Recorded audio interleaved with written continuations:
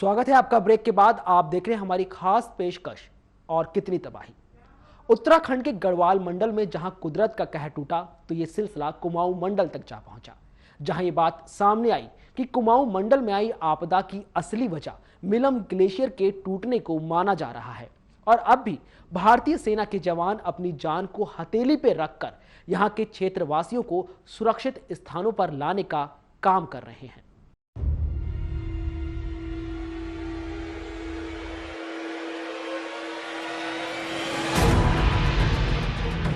गढ़वाल क्षेत्र में भारी बारिश और बाढ़ से तबाही के बाद अब कुमाऊं क्षेत्र में कुदरत का कहर टूटा है।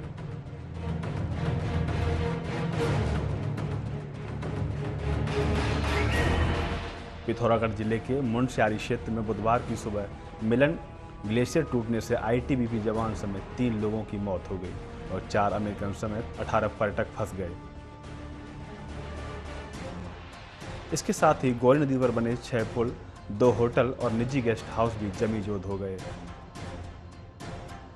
जानकारी के अनुसार मुंशियारी क्षेत्र में मिलन ग्लेशियर टूटने से वहां रहने वाली 3 महिलाओं की मौत हो गई। इसके साथ ही ट्रैकिंग के लिए आए 4 अमेरिकी और 18 भारतीय पर्यटक भी फंस गए। ग्लेशियर फटने से यहाँ की निकलने वाली गौरी नदी का जल स्तर एकाएक बढ़ गया, जिससे नदी का मिलम,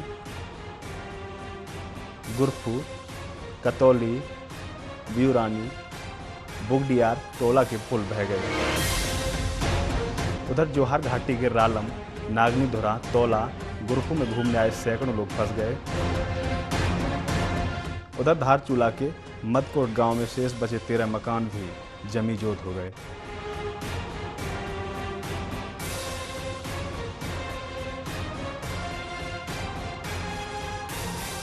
जिस केदारनाथ धाम में लोग अपनी सुरक्षा और प्रगति की मनोकामना लेकर जाते हैं, उसी जगह आज के हालात दयनीय हैं। कुदरत ने आज इस भूमि के चप्पे चप्पे में विनाश की नई दास्तां को लिखा और साथ ही ये भी बता दिया कि जिस जीवन श्रृंखला को हम अपने हिसाब से चलाने की कोशिश कर रहे हैं, असल में उसका नियंत्रण प्रकृति के हाथ में है।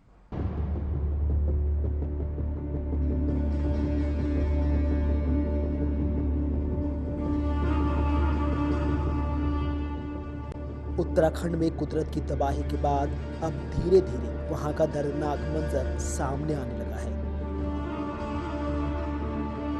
देवभूमि में प्राकृतिक आपदा का सबसे ज्यादा असर केदारनाथ धाम पर पड़ा है। जिस केदारनाथ धाम को बसाने में सैकड़ों साल लग गए, जहां आम दिनों में चहल पहल रहती थी, वहीं आज मुर्दानी सन्नाटा पसरा हुआ है। सन्नाटे को कभी हेलीकॉप्टर की आवाज तो कभी राहत कार्य में जुटे जवानों की आवाज चिढ़ाती है। जहां भी थोड़ी सी जिंदगी बचे होने की आस दिखती है, जवान उधर दौड़ पड़ते हैं। इस भारी तबाही से बचकर आई अमिता जी इस मंजर को देखकर सख्ते में हैं और भारतीय सेना की मदद के लिए शुक्रिया अदा कर रही हैं। अमिता जी, आप सकुशल लौट कर आई हैं। हाँ, हजारों लोग ऐसे हैं जो लौट कर नहीं आ पाए। नहीं आए। हाँ जी, हम ठीक ठाक आ गए हैं। भगवान की दया से हमें मिलिट्री वालों का बहुत सहयोग मिला है और हम ठीक ठाक आ गए। क्या हालात हैं वहाँ के? बहुत बुरा हाल है। मतलब कि इसको क्या नहीं, हजारों की संख्या में बह गए केदार की गुफा में, क्योंकि हमने देखा है वो नीचे उतरे हैं तो वो रो रहे हैं। कोई कह रहा है मम्मी नहीं है, कोई कह रहा है पापा नहीं है। छोटा सा बच्चा है, उसकी मम्मी चले गए, बहुत नुकसान हुआ है।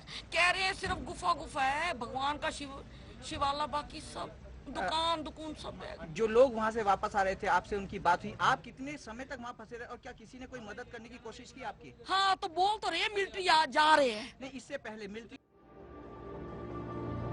उत्तराखंड में आई भीषण बारिश और बाढ़ की तबाही के इस मंजर को लोग वर्षों तक भूल नहीं पाएंगे। जिस तरह से एक ही पल में कुदरत ने बसी बसाई देवभूमि को तहस नहस किया है, उसके बाद ये तो साफ है कि उस आशियाने को दोबारा से बसाने में काफी वक्त लगेगा। मुख्यमंत्री विजय बहुगुणा ने भी केदारनाथ की जो तस्वीरें देखी, उसके बाद उन्होंने साफ कहा कि आने वाले 1 साल तक केदारनाथ की यात्रा बंद रहेगी और मलबे में तब्दील हुए इस गांव को बसाने में कई साल लग जाएंगे।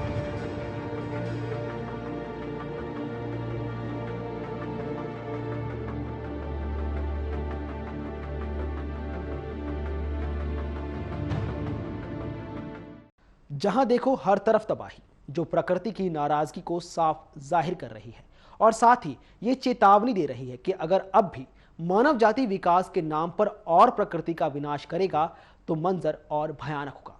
फिलहाल हमारे खास प्रोग्राम और कितनी तबाही में इतना ही। मुझे दीजिए इजाजत। नमस्कार।